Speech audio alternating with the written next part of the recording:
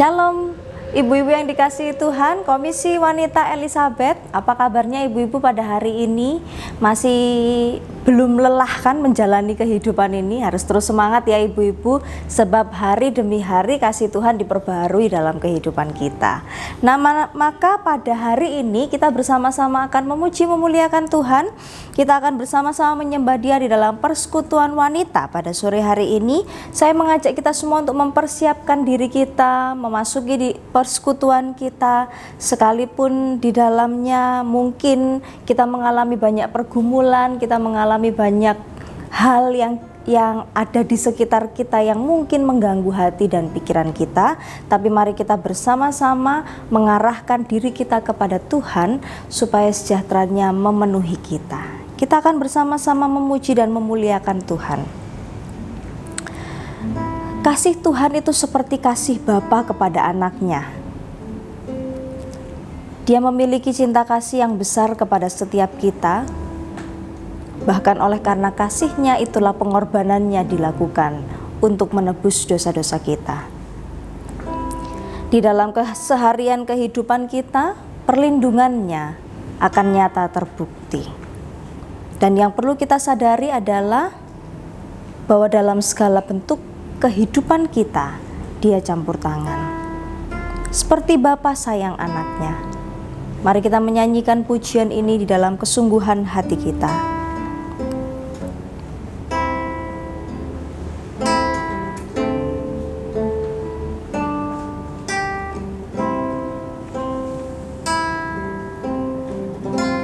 Bapa besar sungguh kasih setiamu.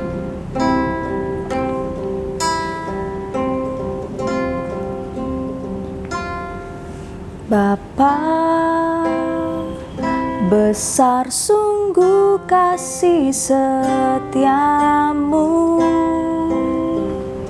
nyata sungguh perlindunganmu. Tak satu kuasa mampu pisahkan aku dari kasih-Mu. Bapa, ajarku selalu hormati-Mu, ajarku turut perintah-Mu. Berikan ku hati untuk menyembah-Mu dan bersyukur setiap waktu, seperti Bapa sayang anaknya. Demikianlah Engkau mengasihiku. Kau jadikan biji mata-Mu, Kau berikan semua yang ada padamu. Seperti Bapa sayang anaknya, demikianlah Kau menuntun langkahku. Hari depan indah Kau beri, rancangan-Mu yang terbaik bagiku. Dalam sikap doa, saya mengajak ibu-ibu sekali lagi untuk menyanyikan pujian ini. Bapa besar sungguh kasih setiamu.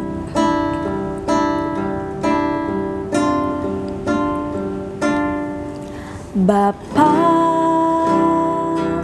besar sungguh kasih setiamu,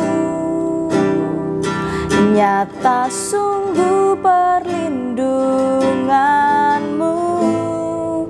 Tak satu kuasa mampu pisahkan aku dari kasih-Mu. Bapa, ajarku selalu hormati-Mu, ajarku turut perintah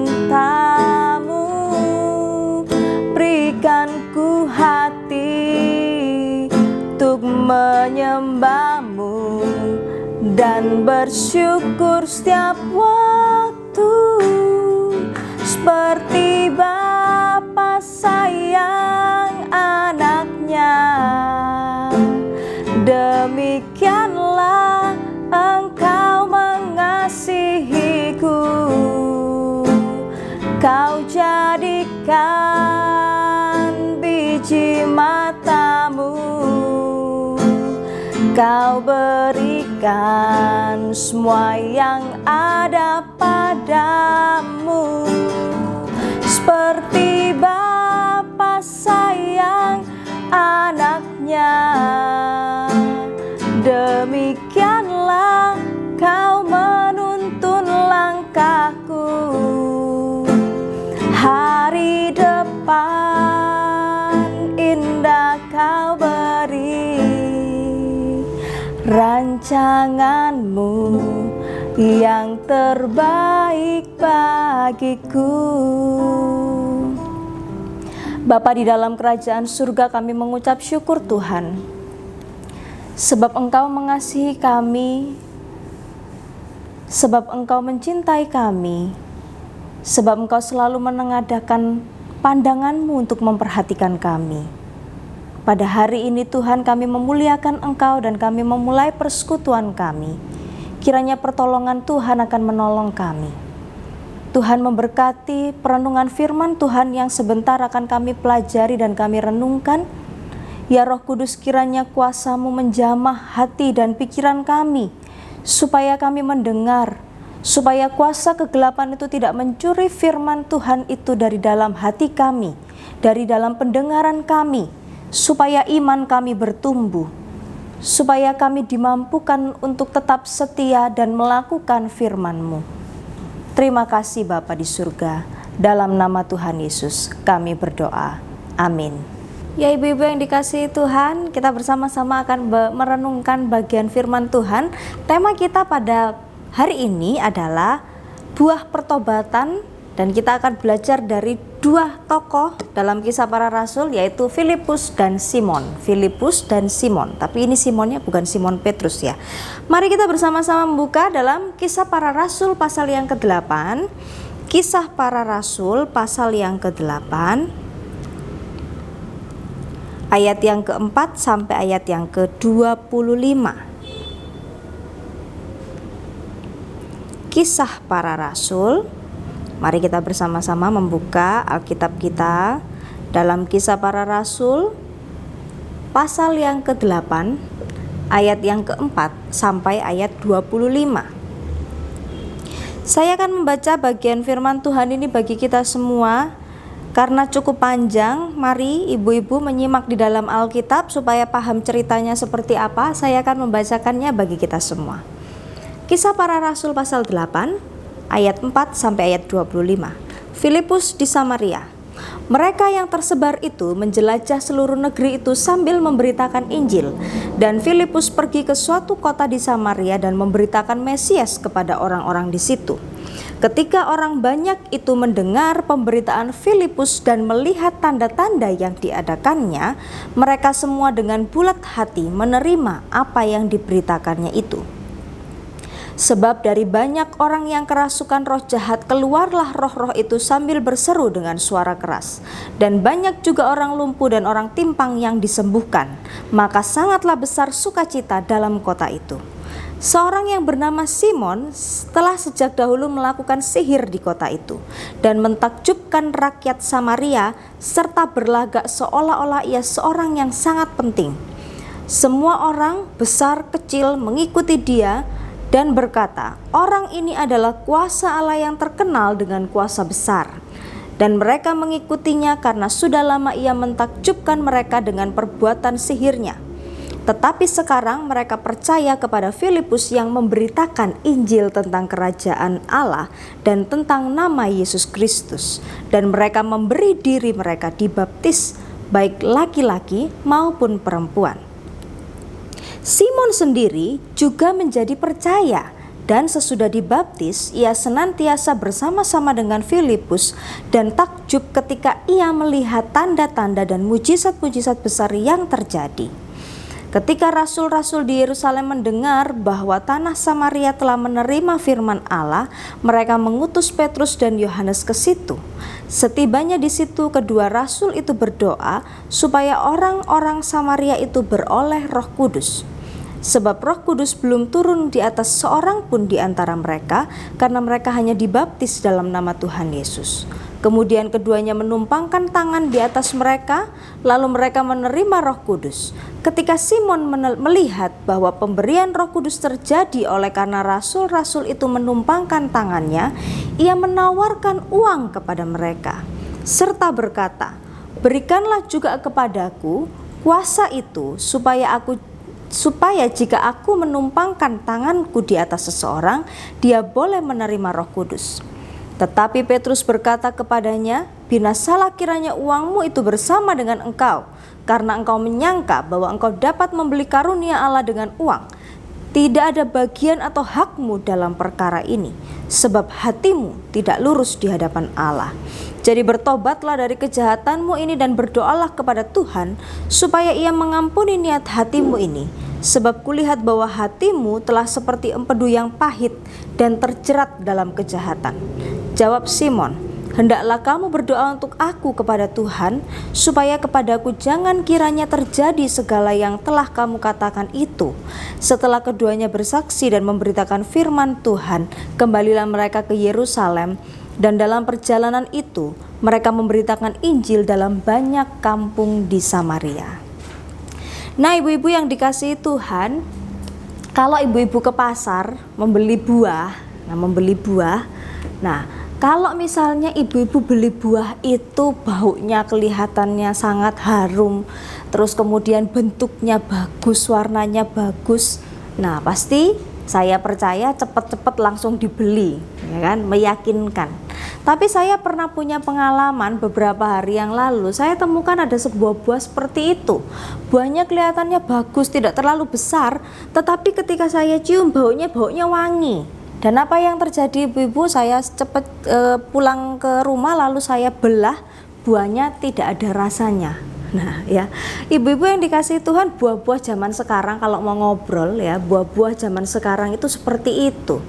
Kelihatannya baik penampilan di luar, tetapi di dalamnya tidak memberikan rasa yang sesuai dengan casing luarnya. Nah, sehingga banyak orang yang paham bahwa buah-buah zaman sekarang itu adalah buah-buah yang dikarbit ya, cepat dipaksa matang. Harusnya belum waktunya matang tapi dipaksa matang. Nah, ibu-ibu ini biasanya harus belajar jeli atau sudah langsung otomatis gitu ya, kejeliannya dalam memilih buah itu pas gitu. Mana yang buah karbitan, mana buah yang asli. Nah, kalau bicara tentang sebuah buah ya yang asli dan yang palsu, maka kita perlu melihat benar-benar, meneliti benar-benar apakah memang buah itu buah yang benar. Nah, termasuk kehidupan kekristenan kita sebenarnya, karena di dalam kehidupan kekristenan kita ini, buah pertobatan itu harus kita perlihatkan dalam kehidupan kita. Kalau kita seorang Kristen, kelihatan dari luarnya baik, kelihatan dari luarnya kita rajin, dari luarnya kita berkata-kata yang baik, tetapi di dalamnya ternyata tidak, maka itu bukanlah sebuah perbuatan dari hasil pertobatan yang sejati. Karena yang Tuhan kehendaki adalah kalau pohon itu baik, dia harus menghasilkan buah yang baik. Kita sendiri kalau di rumah punya pohon, kalau pohonnya tidak menghasilkan buah kan kita tunggu-tunggu ya ibu-ibu ya. Kalau tidak berbuah kita pasti akan kecewa. Nah, begitu juga dengan kehidupan kita seharusnya. Nah, pada hari ini melalui perikop Kisah Para Rasul 8 ayat 4 sampai ayat yang ke-25, kita akan melihat bersama-sama ada buah pertobatan yang sejati dan yang tidak. Nah, jangan-jangan kita harus mengevaluasi diri kita. Jangan-jangan saya masih tergolong sebagai buah-buah pertobatan yang belum sejati. Nah, sehingga tidak ada kata terlambat. Kita harus mengarahkan diri kita kepada pertobatan yang sejati, iman yang sejati, bukan iman yang palsu. Nah, kita akan bersama-sama melihat melalui kesaksian kehidupan dari dua orang ini, Filipus dan Simon. Ya, dua-duanya ada di dalam perikop Kisah Para Rasul pasal yang ke-8. Nah, kita akan belajar melalui satu pertanyaan yang akan kita jawab, yaitu apa sih sebenarnya bentuk buah pertobatan yang sejati yang seharusnya sebagai orang Kristen itu kita hasilkan. Ya, kalau saya adalah orang-orang yang sudah bertobat dan pertobatan saya bukan pertobatan yang sementara, yang palsu, yang bukan tobat kumat, ya, tomat. Nah, itu yang seperti apa? Nah, mari kita melihat bersama-sama. Yang pertama, bentuk dari pertobatan yang sejati itu adalah sebuah tindakan berani karena iman. Berani karena iman. Nah, mari kita melihat ibu-ibu kembali di dalam ayat yang keempat dan ayat yang kelima. Diceritakan di situ tentang Filipus. Diceritakan di situ tentang seorang yang bernama Filipus. Nah, ibu-ibu tahu siapakah Filipus ini? Kalau kita melihat di dalam Kisah Para Rasul pasal yang ke-6 ayat yang kelima, diperhatikan di dalam Kisah Para Rasul 6 ayat yang kelima, di situ para rasul itu kemudian memilih 7 orang, ya, 7 orang yang dianggap penuh dengan Roh Kudus, bisa melakukan tanggung jawabnya dengan baik untuk dipilih menjadi diaken yang pertama di jemaat mula-mula. Nah, salah satunya yang terkenal adalah Stefanus. Nah, kalau perhatikan di dalam ayat yang kelima itu, maka ada namanya di situ Filipus. Nah, jadi Filipus yang diceritakan di dalam bagian ini itu adalah Filipus yang seorang diaken, rekan kerjanya Stefanus. Nah, rekan kerjanya Stefanus. Nah, ketika di dalam ayat yang keempat dikatakan bahwa mereka, para murid, orang-orang yang percaya kepada Kristus ini semakin tersebar, mereka ada banyak. Lalu kemudian mereka semua dalam semangat untuk memberitakan Injil, dan Filipus sendiri pergi ke kota Samaria untuk memberitakan tentang Mesias di sana. Nah, jika kita melihat juga di dalam ayat sebelumnya, sebenarnya kondisi di mana Filipus ini memberitakan Injil bukan sebuah kondisi yang mudah. Mengapa? Karena kalau kita memperhatikan dalam Kisah Para Rasul pasal yang ke-7, rekan sepelayanan dari Filipus yaitu Stefanus baru saja mengalami penganiayaan, mengalami kematian. Begitu juga setelah Stefanus mati, maka orang-orang Kristen yang lain dikatakan dalam Kisah Para Rasul pasal yang ke-8 ayat yang pertama, mulailah penganiayaan yang hebat terhadap jemaat di Yerusalem. Penganiayaan yang hebat. Kalau kita bisa bayangkan, berarti mereka semua orang-orang yang punya label Kristen atau pemberita Injil itu sudah nggak pakai omong 1-2 kata, mereka mungkin langsung tangkap, masukkan ke penjara, lalu kemudian menyesa mereka, membuat mereka menderita, melukai mereka, memberikan ancaman dan lain sebagainya. Ibu-ibu yang dikasihi Tuhan, kondisi kita sekalipun kita berada dalam negara yang mayoritas bukan Kristen, tetapi kondisinya saya pikir jauh lebih baik daripada kondisi jemaat mula-mula pada waktu itu. Nah, yang terjadi kepada mereka adalah mereka ini, orang-orang Kristen ini mengalami penganiayaan. Bahkan mereka melihat salah satu diakennya dibunuh oleh orang-orang Yahudi. Tetapi dalam kondisi seperti itu, Filipus dan murid-murid yang lain tetap memberitakan Mesias. Sebelum lanjut, nah kita mengenal dulu satu tokoh yang lain. Nah, satu tokoh yang lain ini yang diceritakan di dalam ayat yang ke-9, yaitu tentang seorang bernama Simon. Bukan Simon Petrus, Simon. Simon ini biasa dikenal dengan nama Simon Magus. Simon Magus itu memang tidak diceritakan di dalam Alkitab kita, tetapi arti kata magus itu berasal dari kata magis. Nah ya, sihir. Nah, sehingga menjelaskan tentang pekerjaannya dia, profesinya dia, yaitu sebagai tukang sihir. Sampai terkenal dengan nama kuasa besar karena kekatannya dari Allah. Karena kalau misalnya melihat mungkin waktu zaman Yesus banyak mujizat, banyak seperti hal-hal seperti yang tidak masuk akal terjadi. Nah, mungkin dia juga melakukan hal-hal seperti itu. Dikatakan di dalam ayat yang ke-9, ayat yang ke-13, dikatakan di situ Simon sendiri juga menjadi percaya. Simon sendiri menjadi percaya. Dan sesudah dia dibaptis, ia senantiasa bersama-sama dengan Filipus. Nah, ibu-ibu yang dikasihi Tuhan, mari kita membedakan bagaimana keimanan kedua orang ini. Yang pertama, Filipus, dalam Kisah Para Rasul pasal yang ke-6, Alkitab memberitahukan bahwa orang ini adalah orang yang penuh Roh Kudus. Tetapi mari kita lihat bagaimana Simon itu menjadi percaya karena ada banyak orang yang percaya. Dia juga menjadi percaya. Nah, lalu kemudian ketika menjadi percaya, lalu dikatakan dalam ayat yang ke-13, ia bersama-sama dengan Filipus dan takjub ketika ia melihat tanda-tanda dan mujizat-mujizat yang besar yang terjadi. Nah, ini keimanan ini bisa kita bedakan. Yang satunya memiliki keimanan yang tulus di hadapan Tuhan. Dia penuh dengan Roh Kudus dikatakan. Tetapi yang satunya imannya itu adalah iman yang melihat mujizat, iman mujizat. Ya, iman ikut-ikutan mungkin karena ada dikatakan di sini Simon sendiri juga menjadi percaya ketika lihat orang-orang lain banyak menjadi percaya, dia juga ikut menjadi percaya. Tetapi Filipus dalam kondisinya dia tahu Stefanus baru saja dibunuh karena memberitakan Injil. Lalu jemaat-jemaat Tuhan dianiaya. Tapi apa yang dia lakukan? Dia berani untuk terus memberitakan Injil. Sehingga buah pertobatan yang pertama itu adalah sebuah keberanian karena iman yang benar. Bukan karena iman ikut-ikutan.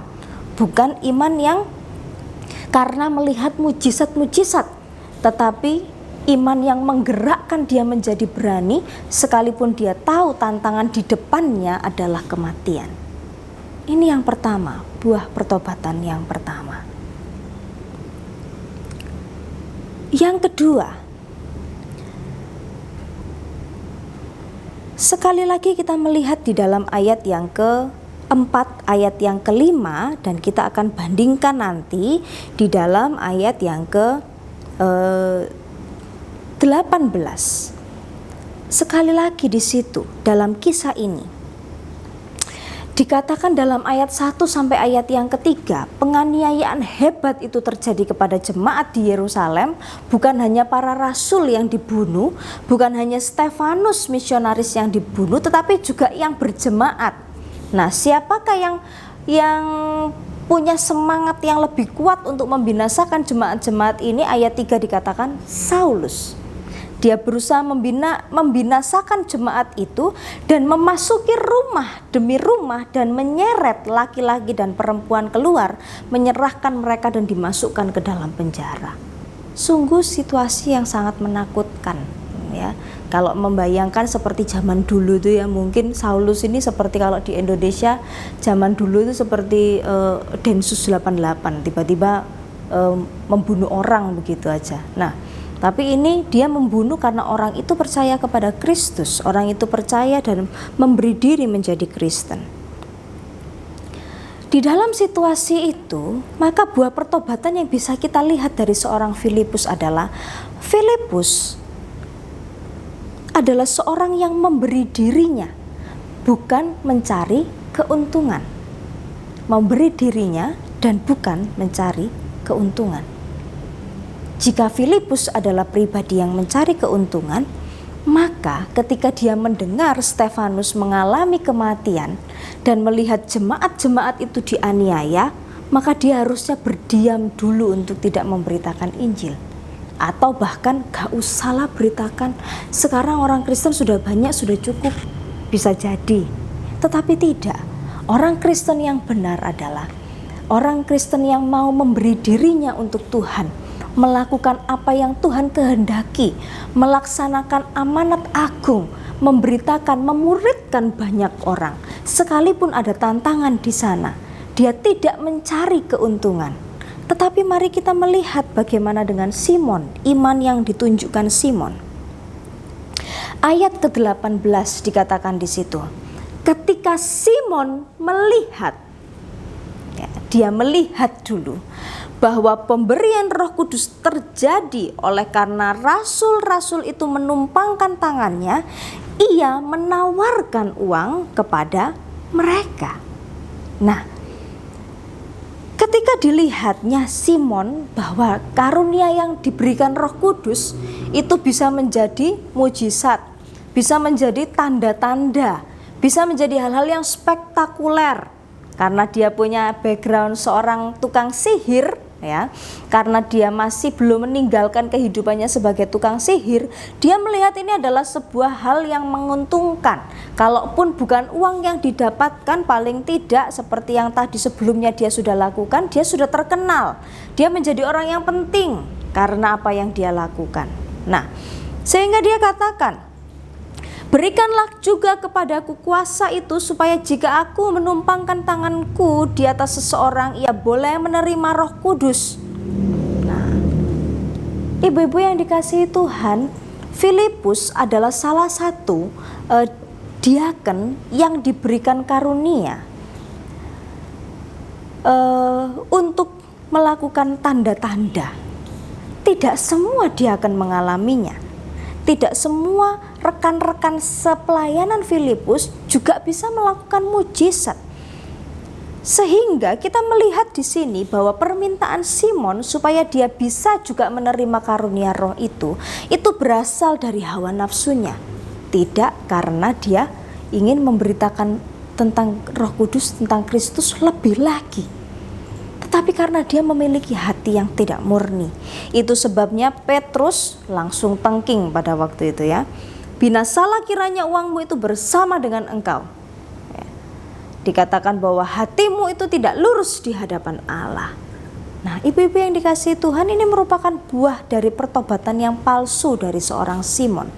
Mengapa? Karena dia melihat ada sebuah peluang untuk mencari keuntungan di dalamnya. Dia bisa mungkin mendapatkan ketenaran, dia bisa tidak disepelekan orang, atau bahkan dia bisa memiliki banyak uang karena dia punya karunia Allah. Ini sebuah bentuk pertobatan yang palsu. Tapi pertobatan yang sejati adalah bukan masalah karunia atau kemampuan apa yang diberikan, tetapi bagaimana orang itu memberikan dirinya untuk melakukan kehendak Tuhan. Nah, ibu-ibu yang dikasihi Tuhan, bagaimana dengan buah pertobatan yang kita hasilkan dalam kehidupan kita? Sudahkah kita menjadi berani karena iman kita? Ketika mengalami situasi pandemi, ketika gaji suami mulai berkurang, dipotong, ataupun toko-toko menjadi sepi karena semua sedang kesulitan secara ekonomi, atau anak-anak yang semakin besar, anak-anak yang mau menikah, apakah kita kemudian menjadi orang-orang yang ketakutan, tidak memiliki iman, ya? Atau ketika di dalam kehidupan kita harus memberitakan Injil, tetapi supaya tidak bertengkar dengan keluarga, ya saya tidak memberitakan apa-apa. Nah, ibu-ibu yang dikasihi Tuhan, buah pertobatan iman itu menghasilkan tindakan apa dalam kehidupan kita? Yang kedua, ketika ibu-ibu mencari Tuhan, dengan tujuan apakah kita mencari Dia? Mencari keuntungan seperti Simon, seperti yang dilakukan oleh Simon. Dia bukan memberi dirinya, berkorban. Dia mengikuti Filipus kemanapun pergi, tetapi ketika ada peluang untuk bisa mendapatkan karunia Allah, dia mau membelinya, seolah-olah dia bisa membeli kuasa Tuhan dengan uangnya. Seolah-olah uangnya itu dapat melakukan banyak hal. Tetapi tidak.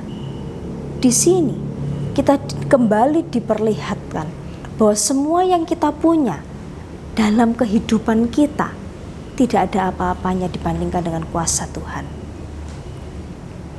Sehingga ketika kita beribadah, ketika kita berdoa, apa yang sedang kita cari? Semangat untuk memberi diri kita dipakai Tuhan, atau semangat untuk mencari keuntungan, mencari berkat Tuhan? Ketika ibu-ibu melayani, ibu-ibu sebagai pengurus, ibu-ibu sebagai aktivis, ibu-ibu sebagai pelayan di gereja ini, apa yang menjadi motivasi?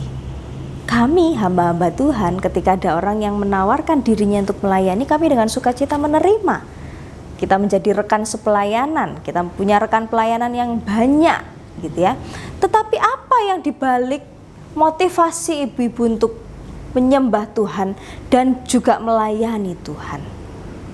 Sesuatu yang sifatnya untuk menaikkan nama baik kita, atau sesuatu yang membuat kita terhibur karena kita tidak punya kegiatan, atau karena kita mau memberi diri?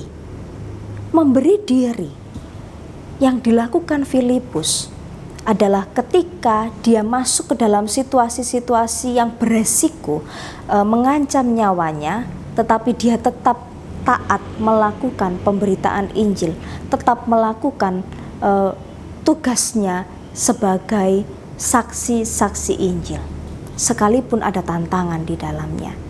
Ibu-ibu yang dikasihi Tuhan, kehidupan kita sebagai orang Kristen tidak mungkin tidak berada di dalam tantangan.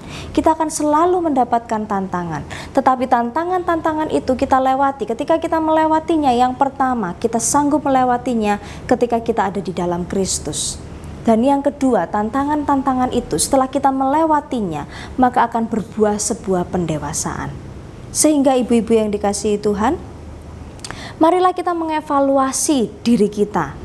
Buah pertobatan apakah yang muncul dari keimanan kita? Tidak hanya boleh sekedar menjadi Kristen, ya. Kita harus setiap hari mengevaluasi diri kita. Jangan sampai kita menjadi orang Kristen, ya sudah seperti ini aja, ya pokoknya begini-begini aja. Ya berdoa, saya berdoa, tidak. Tetapi pengenalan akan Tuhan itu harus terus bertumbuh sesedikit apapun. Lalu kemudian pertobatan-pertobatan yang kita lakukan, buah dari keimanan kita juga harus menghasilkan tindakan-tindakan yang benar. Tindakan-tindakan yang mau memberi diri untuk menunjukkan kasih Tuhan, untuk menunjukkan cinta Tuhan, menjadi saksi meskipun ada resikonya. Karena kehidupan kita selalu beresiko, tapi di dalam Tuhan keselamatan senantiasa kita alami. Sehingga mari kita meneladani iman dari Filipus yang ketika dia melihat ada banyak penganiayaan, tetapi dia fokus kepada pemberitaan Injil. Ya, jadi ibu-ibu yang dikasihi Tuhan, maka marilah kita menghasilkan buah-buah kehidupan Kristen yang sejati. Ya, dengan cara kita hidup menyerahkan, merelakan diri kita untuk dipimpin oleh Roh Kudus, supaya buah-buah pertobatan yang kita hasilkan juga buah-buah pertobatan yang sejati, yang menjadi berani, yang penuh dengan iman, yang juga memberi diri untuk melayani Tuhan, untuk melakukan yang terbaik bagi hormat kemuliaan Tuhan, bukan untuk mencari keuntungan, dan kita menjadi orang-orang yang memuliakan Tuhan dalam kehidupan kita. Kiranya Tuhan memberkati kebenaran firman-Nya, terus berjuang menjadi murid-murid Kristus seperti visi dan misi kita GKK Sidoarjo, agar kita menjadi orang-orang yang bertumbuh dengan benar, menjadi murid yang benar, bukan murid yang palsu, tapi murid yang asli, menghasilkan buah-buah pertobatan yang sejati dalam kehidupan kita. Amin untuk kebenaran firman Tuhan. Mari kita berdoa. Bapa di dalam kerajaan surga, kami mengucap syukur Tuhan memberkati kami melalui kebenaran firman Tuhan yang sudah kami renungkan. Hamba-Mu terbatas di dalam menyampaikan dan menjelaskan bagian firman Tuhan ini Tuhan, tetapi kiranya kuasa-Mu menolong kami, menghidupkan kebenaran-kebenaran-Mu dalam kehidupan kami, mengajar kami untuk melakukannya dalam keseharian kami. Terima kasih Bapa, terpujilah nama Tuhan. Dalam nama Yesus kami berdoa, amin. Kita akan bersama-sama menaikkan doa syafaat kita. Saya akan memimpin semua ibu-ibu di dalam doa syafaat. Mari kita sekali lagi berdoa, tunduk kepala kita dan kita berdoa. Bapa dalam kerajaan surga, pada saat ini kami juga membawa pokok syafaat kami kepadamu, Tuhan yang menjadi satu-satunya sandaran kami di tengah-tengah pergumulan kami. Bapa, kami berdoa supaya Tuhan memberkati Komisi Wanita Elizabeth yang saat ini kami hanya bisa bersekutu melalui online, tetapi kami memohon pertolongan-Mu Tuhan, supaya persekutuan kami, kedekatan kami tidak dihalangi oleh apapun. Tuhan tetap memberkati kami satu dengan yang lain, boleh terus di dalam keakraban, boleh di dalam persekutuan yang sejati, yang tulus di hadapan Tuhan. Kami juga memohon pertolongan-Mu bagi ibu-ibu yang saat ini sedang mengalami pergumulan secara ekonomi, pergumulan keluarga dengan suami, dengan anak-anak. Tuhan, Engkau yang mendengar seru doa mereka, Engkau yang mengetahui batas kekuatan mereka, Engkau yang juga mengerti segala kekecewaan, kekhawatiran dan ketakutan yang saat ini dialami oleh para ibu. Tuhan, hadirlah dalam kehidupan kami, nyatakanlah sejahtera-Mu dan tolonglah kami Tuhan, menghadapi persoalan demi persoalan bersama dengan Tuhan, dalam kekuatan Tuhan, bukan kekuatan kami. Kami berdoa memohon pertolongan-Mu supaya Engkau juga memberikan kekuatan kesehatan kepada semua ibu yang saat ini mengikuti peribadatan, supaya Engkau yang memberikan mereka tubuh yang kuat, hati yang gembira, semangat untuk terus hidup di dalam Engkau anugerahkan bagi mereka. Kami juga berdoa menyerahkan untuk pengurus komisi wanita dan juga pembina, supaya anugerah Tuhan juga menyertai mereka dalam segala tanggung jawab untuk melayani dalam kondisi pandemi ini. Tuhan yang akan menolong supaya mereka tetap boleh berada di dalam pertolongan Tuhan untuk bersekutu, untuk bekerja sama sebagai pengurus komisi. Kami juga berdoa bagi gereja kami, segenap pengaturan pelayanan yang saat ini sedang diatur, yang sedang diupayakan. Kami memohon Tuhan memberkati. Dalam kondisi pandemi ini Tuhan, pelayan-pelayan Tuhan juga mungkin mengalami pergumulan. Kami memohon pertolongan-Mu agar Engkau yang juga turun tangan atas kehidupan kami dan menopang kami Bapa. Berkatilah gereja ini, cukupkanlah setiap dana yang kami perlukan untuk kepentingan memuliakan Tuhan dalam pelayanan di gereja ini. Kami juga berdoa menyerahkan untuk setiap jemaat yang saat ini sedang dalam kondisi sakit, dalam pergumulan apapun, Tuhan juga yang akan menolong. Tuhan yang menilik kami satu persatu, dan Tuhan yang menjadi Allah bagi kami. Berdoa bagi kegiatan penginjilan yang dilakukan dan terus diupayakan. Tuhan, kiranya tangan Tuhan boleh menolong, sehingga pemberitaan akan Engkau sampai ke ujung-ujung bumi. Tuhan memberkati, melindungi iman orang-orang Kristen di seluruh dunia ini, supaya mereka tidak menjual imannya karena hal apapun. Terima kasih Bapa di surga, bahkan bangsa dan negara kami dan kota kami Sidoarjo, kami serahkan ke dalam tangan-Mu. Tuhan memberkati para pemimpin kami yang berupaya untuk mengatur segala sesuatunya di dalam pemerintahan, supaya kami beroleh sejahtera di dalam kehidupan kami. Tuhan menolong mereka. Bahkan juga kota di mana kami ditempatkan, Sidoarjo, mendapatkan pertolongan-Mu, sejahtera-Mu atas kota ini. Terima kasih Bapa, ini doa kami yang kami naikkan hanya di dalam Kristus Yesus, Allah penolong dalam kehidupan kami. Haleluya, amin.